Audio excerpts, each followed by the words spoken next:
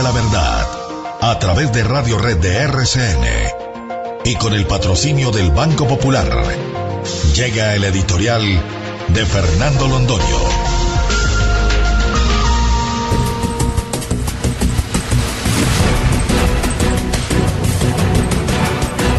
¿Será esta una de las únicas ocasiones, o una ocasión única en la que el editorialista de la Hora de la Verdad cambie lo que tenía pensado decir en esta nota fundamental? Porque nos queríamos referir al Papa Francisco y a su visita al Brasil. Tendremos para ello tiempo, tendremos espacio. Anticipemos que ese es un mensaje evangélico en el más puro sentido de la palabra. Es Jesús el que lleva en su corazón y el que lleva en sus manos el Papa Francisco en esa peregrinación por el Brasil. Pero después de escuchar al senador Juan Lozano, no podemos sustraernos de una obligación imperiosa, de comentar algunos apartes de esa declaración, de profundizar en ellos, para mostrarle a nuestros oyentes y para mostrarnos a nosotros mismos la gravedad de la situación por la que estamos atravesando. Una situación que es grave en muchos aspectos, pero como lo decíamos en una nota periodística que por ahí circula, y está empezando a circular desde hoy martes en distintos periódicos del país, lo más grave es que no hay piloto, no hay conductor, no hay autoridad. El presidente Santos no está ejerciendo autoridad, está actuando como el actor de una mala comedia en un escenario trágico, doloroso, que es el que representa a Colombia y a los colombianos.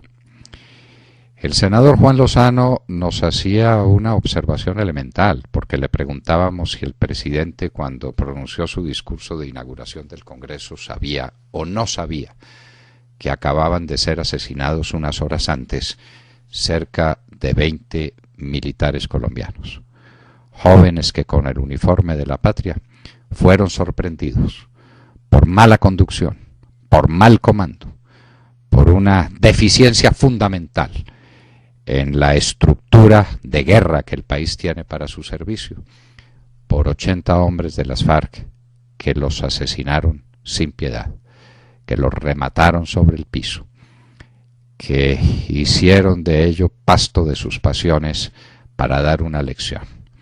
Eran jóvenes que estaban custodiando la construcción del oleoducto bicentenario, una buena notificación de lo que va a ser el final de esa construcción y de lo que va a ser mantener ese oleoducto en pie después de que actos de estos resultan posibles. Pero ¿sabía o no sabía el presidente Santos que esos jóvenes militares habían sido asesinados? El gobierno está empeñado en decir que no, lo que significa que no hay gobierno y lo que significa que no hay mando militar, y que si hay mando militar, el mando militar está integrado por traidores a la patria. De esa gravedad es el asunto. Porque si el general Navas y el general Mantilla sabían que esos jóvenes habían sido asesinados, tenían la obligación inmediata de reportárselo al presidente de la República. Eso no es una cuestión de lugar, tiempo y modo, de que se lo digo más adelante, de que dejemos pasar. No, no.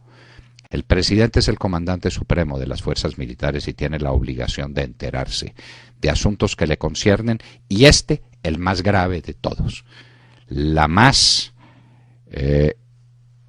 grave, la más terrible, la más vergonzosa derrota militar le había sido infligida al ejército de Colombia.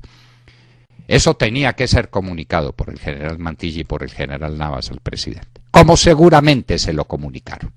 El presidente le está faltando a la verdad al país. Él sí sabía que esos jóvenes habían sido asesinados. ¿Cuál debió ser entonces su conducta? Su conducta debió ser de acuerdo a los acontecimientos.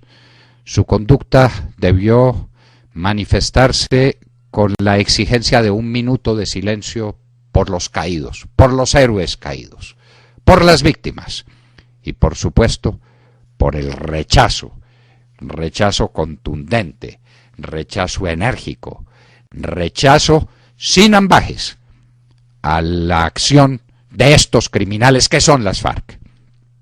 El presidente, en un acto de dignidad, debió suspender inmediatamente las conversaciones en La Habana. Es que se ha dicho que se está desarrollando esta conversación en medio del conflicto, en medio de asesinatos como estos. Es que tienen las FARC el derecho, y se lo preguntamos al presidente Santos, el derecho a cometer estas atrocidades que son violatorias de las normas más elementales del derecho internacional humanitario, que prohíbe rematar a un vencido y que prohíbe rematar a un herido, y es una prohibición absoluta, que no tiene limitaciones, que no tiene interpretaciones, que no tiene concesiones. Si eso es así, como evidentemente lo fue, el presidente Santos ha debido pedir un minuto de silencio, condenar el ataque y ordenar la suspensión de las conversaciones en La Habana. Pero el presidente no lo hizo, porque el presidente no tiene dignidad y porque el presidente no respeta a las fuerzas militares y no respeta a Colombia. Lo único que le interesa es su nombre y el número de favorabilidad que tenga en unas encuestas. Lo demás viene por añadidura.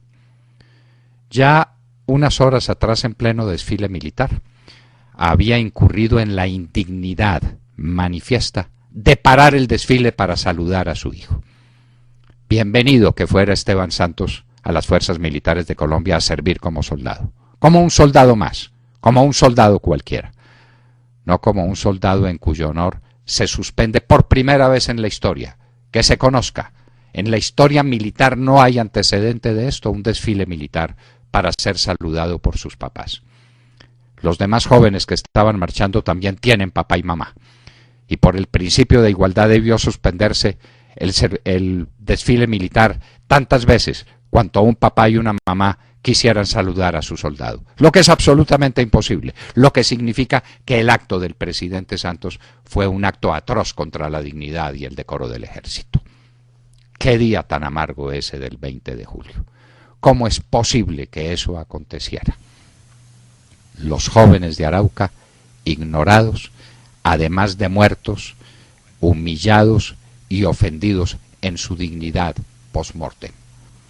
En lugar de hacerse un monumento a su memoria, en lugar de ser su muerte un motivo de reflexión profunda del abismo a donde nos están conduciendo los diálogos de La Habana, resultaron ser un elemento para el olvido. Es que el presidente no sabía. El general Navas y el general Mantilla no habían tenido tiempo de contarle al presidente esa pequeñez. La más afrentosa derrota al ejército de Colombia en años acababa de consumarse. Y el presidente no lo sabía. ¿De qué palo nos ahorcamos? ¿Sabía o no sabía? Y no sabemos cuál de las dos respuestas posibles es peor que la anterior. Fue lo que nos dijo el senador Juan Lozano, en lo que estamos en completo acuerdo. Y esto nos conduce a comunicarnos inmediatamente con las razones que exhibieron ante el país los candidatos uribistas a la presidencia de la República: Óscar Iván Zuluaga, Carlos Holmes Trujillo, el doctor Vélez Uribe y el doctor Francisco Santos. Las conversaciones en La Habana deben suspenderse inmediatamente, hasta tanto no haya garantías de que se terminan los actos terroristas. Actos como este, como el de Arauca, actos que son totalmente inaceptables. Y al mismo tiempo que eso ocurre, el país paralizado. María García, desde Tarazá, nos contaba cómo estaba secuestrada, con por lo menos 70 otros ciudadanos comunes, y con centenares de conductores de camión, muchos de esos camiones ya saqueados por las hordas vandálicas que imponen su ley como les da la gana, en el camino nada menos que entre Medellín y la costa atlántica. Y el presidente prometió, y de eso daremos cuenta en al oído, para que nadie lo olvide y para que lo tengamos presente, que no toleraría la interrupción en la circulación de ninguna carretera. Fiados en esa promesa presidencial, estas personas emprendieron el camino y están ahora secuestradas. junto con 6 ciudadanos británicos, que esta es una noticia que lanza al mundo la hora de la verdad porque nadie ha querido contarla. 6 ciudadanos británicos que recorrían el continente desde la Argentina y que fueron detenidos. Son 6 médicos británicos y que fueron detenidos y están secuestrados, de hecho, en Tarazá. Y nos cuenta María García que se está preparando una operación de rescate para ellos. Para ellos está bien que los rescaten. ¿Y a los demás? ¿Y a los demás quién les garantiza el ejercicio de su derecho consagrado en el artículo 24 de la Constitución Nacional? El de circular libremente por todo el territorio nacional. Están pasando cosas demasiado graves, queridos oyentes, queridos compatriotas.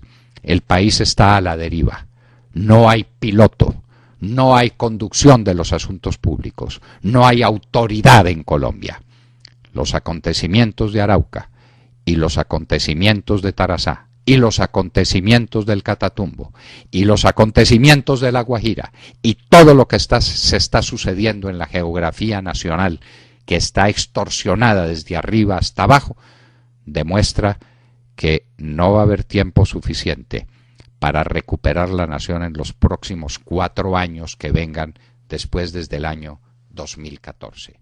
Por descontado damos que el país no pensará ni por un minuto extender más en el tiempo este mandato sin mandatario, este gobierno sin autoridad, este Estado sin brújula. Las más graves decisiones de la nación se deben tomar y se deben tomar tan pronto como sea posible.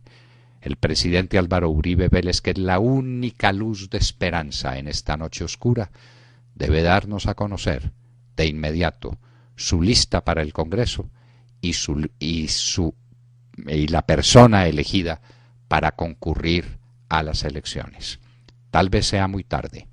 El daño que el gobierno del presidente Santos le ha hecho a la nación puede ser irreparable, pero no nos podemos conformar con ello. Hay que buscar la recomposición de Colombia, su salvación. Manos a la obra. Acaban de escuchar el editorial del doctor Fernando Londoño en La Hora de la Verdad en Radio Red a las 7 de la mañana, 31 minutos.